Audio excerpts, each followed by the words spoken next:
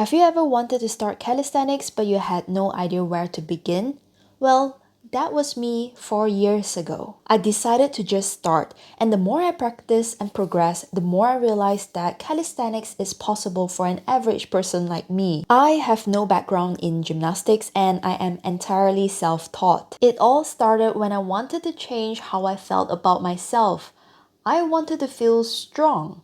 I went online and I found all these inspirational fitness people doing impressive bodyweight exercises, and I wanted to do that too. But I didn't know where to start. There was so much information and it took me a lot longer to progress than if I had known what I know now. I'm not an expert nor am I the strongest, but I've come a long way. Today, I want to share what I've learned with you. If this video can motivate even one person to start calisthenics, that is good enough for me. In this video, I'm going to share with you how you can start calisthenics at home with no experience and with zero equipment. We will be going through warm-ups, 5 bodyweight exercises, 2 mobility and flexibility exercises, workout frequency, reps and sets, and lastly, an example of the workout plan. This right here, this is all the space that we will be using today. Working out when I'm cold and stiff is just difficult. I like to sweat a little before I start. Let's start by warming up for about 5 to 10 minutes before we get into the workout.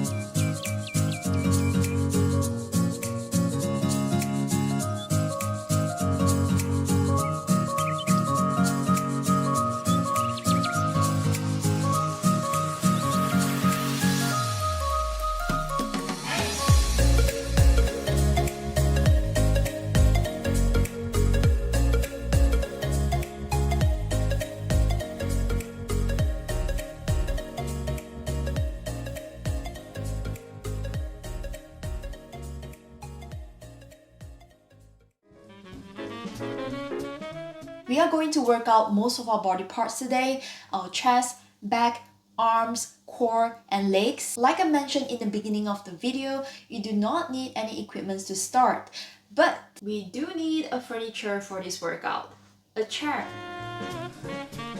The booby lifting exercise, push-up, or whatever you want to call it. If you are just starting out, it is easier to do it on a higher platform like a kitchen top. Once you are better, you can work your way lower and eventually do it on the floor. Now I know not everyone has the mobility to bend their knees all the way.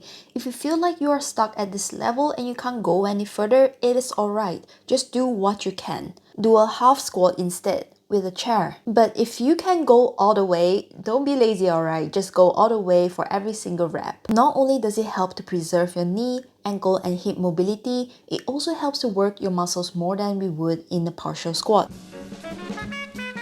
Don't we all love to train our core? I would recommend using a yoga mat underneath. Keep your back and booty flat onto the floor. Here's an easier version on the bottom right corner. If you're doing the full leg raises, try to keep your knees straight throughout. Your legs might feel really heavy while you lower it down, but try to lower it down in a controlled manner as much as possible. This is an exercise for the upper back, one that I love doing as it helps to strengthen the baby muscles around the shoulders, keeping the shoulders healthy and strong. If you have a pull-up bar, you can do pull-ups or chin-ups instead, but if not, we do this. This exercise doesn't help to get rid of the flabby arms, but it sure does help to improve the strength in your arms. In the easy version, we do the dips with our knees bent. Make sure to keep your elbows pointing backwards. If you're feeling strong, do it with your legs straight. What is the point of mobility and flexibility exercises? It is to prevent injuries and optimize your strength. Take the shoulder joint for example. Our shoulder joint is a ball and socket joint that allows for 360 degrees rotation. Ideally, we want to have the full range of motion and be strong throughout the whole range. This allows our shoulder to move in different ways, in different exercises, while minimizing risks and maximizing strength.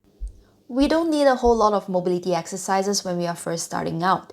However, I think it is good that we start doing a few of them now to keep our joints in optimal health and to reduce the barrier of entry to other intermediate calisthenics skills like handstands, pistol squats, dragon squats, and so on. For beginners, I would recommend doing the same workout routine every other day. That would mean 3 to 4 times a week. Nothing too fancy, we're just trying to keep things simple here, so stick to it for 4 to 6 weeks. As for the exercises, I would say a good start would be 3 sets of 15 reps.